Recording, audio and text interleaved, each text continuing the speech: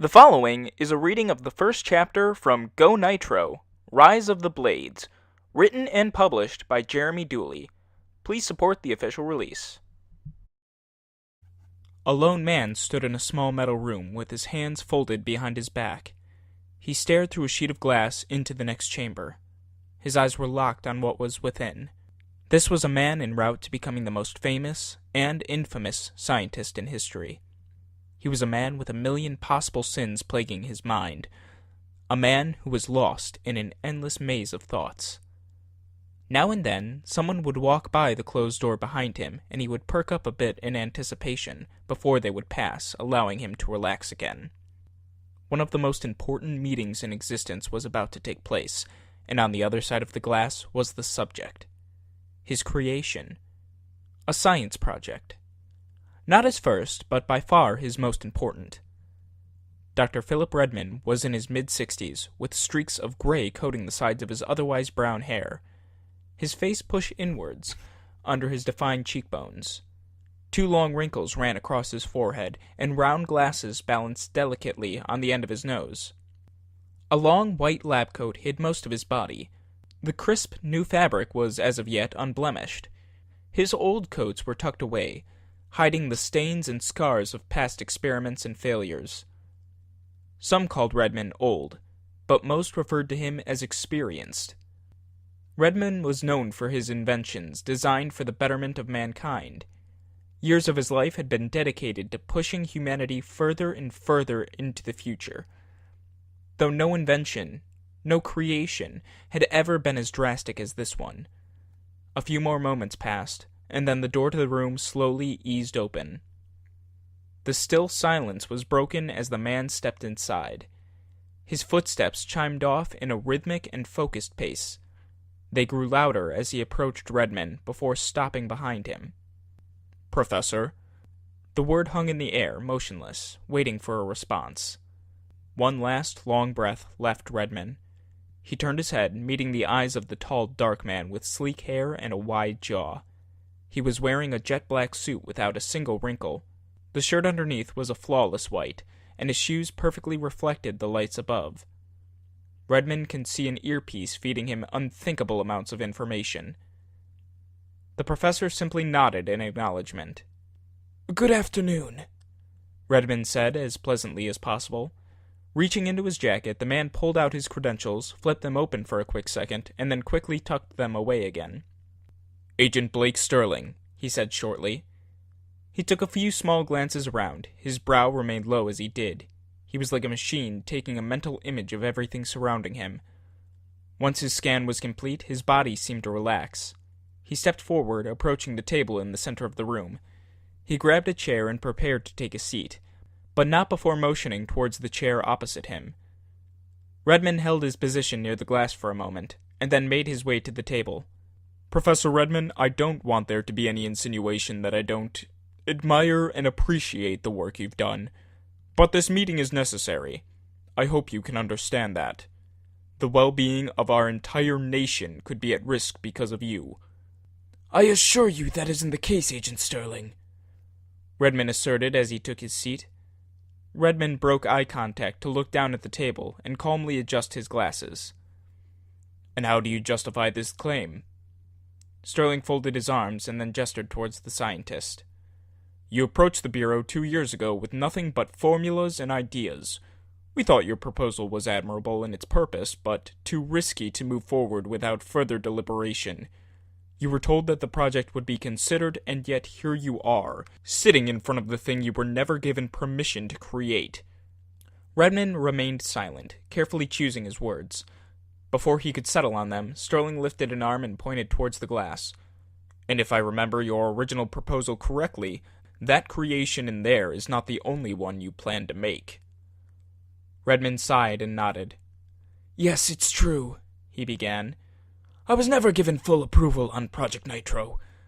But you must understand the importance of this. I won't pretend what I did was within your boundaries, but you can't pretend that this nation isn't in desperate need of it." Sterling shook his head and closed his eyes. "Redmond?" Redmond cut in. 400 innocent people lost their lives in a single attack 4 years ago. Since then, the assaults and threats from this gang have been relentless, and law enforcement is completely incapable of stopping them. Everyone knows the gang is centered around Lattice Light City, but even the FBI hasn't managed to. The Blades will be dealt with, Professor. We know they're based here, and we have our own plans to seek them out. We will take care of them without the use of your weapons of mass destruction. They are not weapons! They are human beings! A long, tense silence resounded in the antechamber. Redmond turned his head over his shoulder and looked back through the glass. Sitting on the other side was a young man at a single table, with his hands open in front of him. His hair was a disheveled mess of brown, and his skin was rough with unkempt facial hair.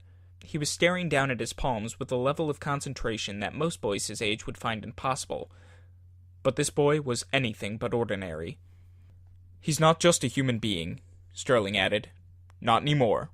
We know very well what Project Nitro was designed to do and what it has turned that boy into. With that in mind, let's address the other elephant in the room." Redmond turned back to Sterling. "Where, might I ask, did you acquire these human test subjects?" Redmond fell silent. He knew what he had done was illegal, immoral even, but necessary. Redmond shook his head a little, resting his hands on the table. "They were orphans," he quietly replied. "Orphans?" Sterling accused. Redmond nodded. "Their families were all tragically lost before their recruitment into the project." "So you just assumed they wouldn't be missed?" Sterling challenged. "There were never any assumptions, Agent. Each one of the Nitros was selected for a very specific reason, and they know exactly what they were signing up for." Sterling leaned back in his chair, held a hand against his temple, and closed his eyes briefly. "You're putting me in a really bad position here, Professor," he said, opening his eyes again. "So arrest me!" Redmond yelled as he snapped his head up. Sterling pulled his hand away at the outburst, surprised at the sudden emotion from Redmond. Redmond pushed himself up so he was leaning across the table. 400 people, Sterling! The entire Faraday Center went up in flames and took 400 innocent people with it! "Why do you keep bringing that up, Redmond?" Sterling stood up as well, to meet Redmond's eyes. "It was a tragedy, yes, but you keep referring to it as some kind of justification for your actions. Is there something I should know here?" Neither man dared to blink as they stared across the table at each other. A confrontation wasn't what Redmond needed. He needed Sterling on his side, and keeping secrets wasn't going to help. Redmond sighed as he slowly sat back down. He looked back and forth between Sterling and a random point off in the distance, like it was his one chance at avoiding what needed to be said. "What do you know about the attack?" he finally spoke, in almost a whisper. Sterling shrugged. He kept his eyes focused on Redmond as he was cautiously returning to his seat, folding his hands on the table once he was settled. "We know a high-ranking member of the Blades broke into the Faraday Research Center back in 2066. Scott Sells. The guy was an expert thief, which is why they sent him to break in and steal some sort of chemical. What we still don't know is what it was or why the Blades were after it. There was a scuffle with security, and as we currently understand, a rogue bullet ignited something in the center that triggered the explosion. An evacuation of the building was started, but a quarter of the people inside never made it to the doors." Redmond nodded and put some papers detailing Project Nitro down in front of him. He slid his fingers across them, moving the less important documents out of the way. "It wasn't just some chemical Scott Sells was going after," Redmond corrected. "The substance is called atrolium. It's a unique element myself and my former colleague Miles Silva created to serve as an alternative fuel source. It theoretically could have powered entire city blocks for months using only a single tank." Sterling reached across the table and pulled the papers forward, examining the data printed on them. Without taking his eyes away from the document, he spoke very clearly. "Why have we never heard of this?" "It never made it to your level, unfortunately. The element gave off such a high amount of identified radiation that I had the project shut down. Silva disagreed with that decision." "Not surprising. Sounds like you could have made billions." "Yes, but I wasn't prepared to find out the cost. It needed more research before becoming available to the public, and Silva refused to listen to reason. The atrolium is sealed inside of airtight tubes because of its reactive nature. Any contact with the air causes it to catastrophically break down and ignite. The stray bullet in the Faraday Center struck the tanks of atrolium that Scott Sells was there to steal. That's what triggered the meltdown. Sterling nodded and tapped the table a bit. And unfortunately, catastrophes like the Faraday Center are still a grim possibility. When I shut down the project, Silva took the remaining petroleum and stored it in labs and warehouses all over Lattice Lake City. He stole it? Yes. And was he ever arrested? Redmond lowered his head. He was never caught. We don't know what happened to him. All we know is that there's still more petroleum out there, hidden away. The Blades came into power after they started to track it down faster than we could. The chemical fetches a very high price on the black market, so we assume that's how they funded their army. So you blame yourself? For the lab? For the Blades?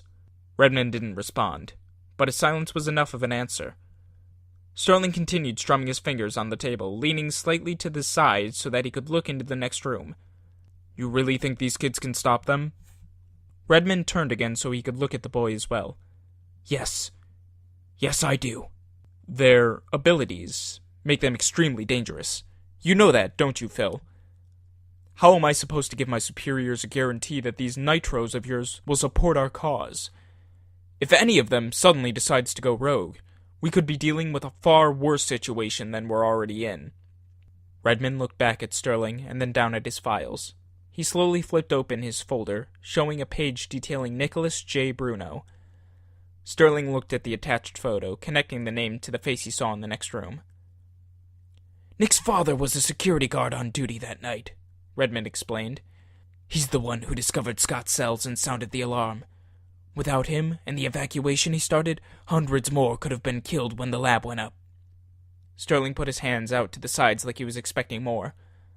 Sounds like a guy doing his job, he replied. However well he did it, I'm still not convinced here, Professor. A week later, the Blades discovered what he did. They blamed their failure to acquire the petroleum on him. Sterling put down his hands, predicting where the story would go.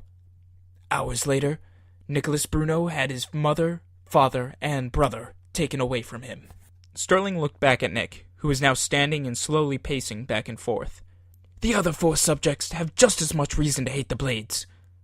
Sterling closed his eyes and sighed. So you're telling me you want to send 5 dangerous biohumans into the public seeking revenge and vengeance?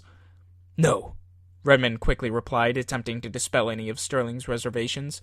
I want to give 5 helpless individuals the chance to make things right. Sterling put a hand on his temple again and slowly shook his head. I think they deserve that much, Blake. Sterling dropped his hand back to the table. You're risking a lot here, Redmond. Not just for you and me, but for the innocent people out there, he said, pointing towards the door. I know you have a conscience. I know you don't want more blood on your hands. So I'm leaving this decision to you.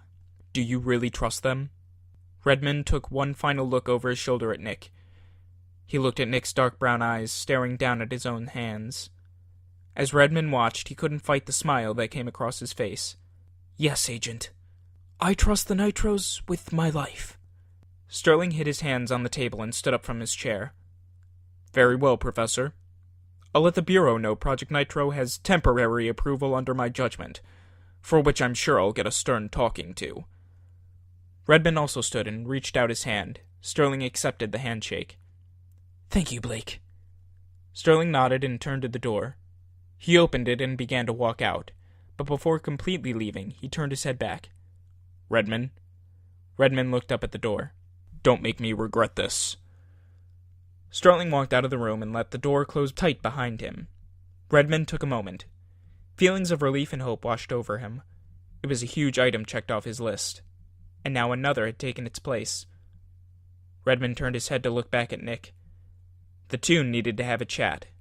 But how could Redmond handle this delicate